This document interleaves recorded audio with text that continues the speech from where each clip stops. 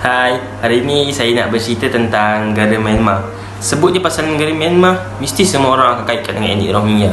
Tak apa, so slow. First, Myanmar ni dulunya dikenali sebagai Burma pada zaman penjajahan British. Dianggarkan sekarang, purata penduduk Myanmar iaitu sebanyak 55.5 juta orang. Myanmar merupakan negara yang terbesar di Asia Tenggara dengan keluasan 678,500 km persegi. Myanmar juga bersepadan dengan negara-negara di Asia Tenggara seperti Laos dan Thailand. Untuk soal bahasa, Myanmar menggunakan bahasa rasmi mereka iaitu bahasa Sino-Tibet. Tetapi kerajaan Myanmar juga mengiktiraf bahasa-bahasa minoriti seperti Jingpo, Mon, Karen dan Shan. Dari segi budaya politik pula, sistem Republik Parlimen Myanmar adalah negara kesatuan di mana kerajaan atau pemerintah pusat bersifat agung dan mutlak.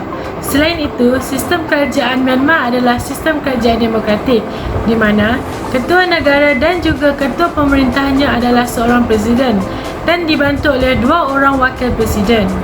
Walau bagaimanapun, seluruh aspek kehidupan yang ada di Myanmar telah diambil alih oleh tentera dari segi politik, pemerintahan dan juga ekonomi, serta tentera di Myanmar juga telah menerapkan ideologi sosialisme dengan istilah Burma's Way to Socialism. Jelaslah bahawa kepercayaan rakyat Myanmar terhadap pemerintahan merupakan sebahagian daripada budaya politik. Saya akan membincangkan tentang faktor-faktor yang membentuk budaya politik di Myanmar. Faktor yang pertama ialah penindasan terhadap etnik Rohingya, di mana etnik Rohingya ini tidak diakui kewarganegaraan oleh pemerintah dan penduduk Myanmar. Mereka juga terus ditindas dengan kewujudan undang-undang baharu iaitu Citizenship of Law yang digubal oleh General Ne Win. Undang-undang baru itu telah menetapkan 3 jenis kerakyatan iaitu kerakyatan penuh, kerakyatan bersekutu dan kerakyatan berkecuali. Namun, etnik Rohingya diberikan kad putih yang bermaksud tidak mempunyai hak kerakyatan.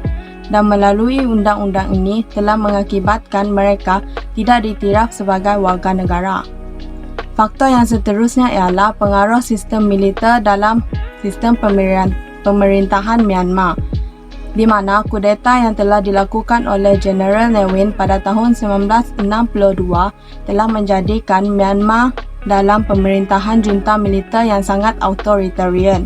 Semenjak adanya peralihan kuasa kepada militer ini, seluruh aspek kehidupan di Myanmar telah diambil alih oleh mereka dari segi politik, ekonomi, dan sosial.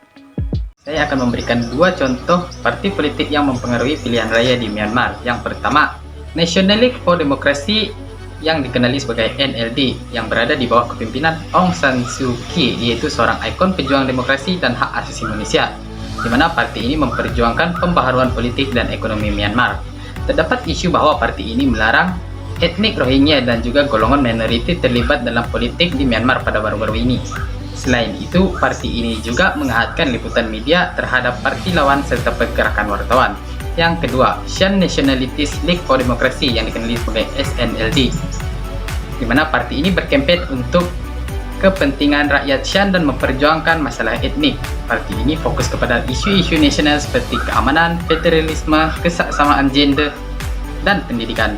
Parti ini mengutamakan wanita dan belia, di mana mensasarkan sebanyak 30% calon wanita terlibat dalam pilihan raya daripada partinya. Seterusnya, saya akan memberi penerangan mengenai pilihan raya di Myanmar.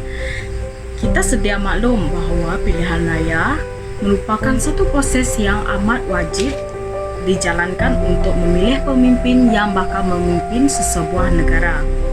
Myanmar akan menjalankan pilihan raya setiap tempoh 5 penggal. Dalam menjalani pilihan raya tersebut, rakyat diberi hak untuk memilih parti yang akan memimpin negara mereka. Kemenangan 2/3 kursi dapat membolehkan sesebuah parti menang dalam pilihan raya tersebut. Baru-baru ini, Myanmar telah menjalankan pilihan raya untuk tahun yang akan datang.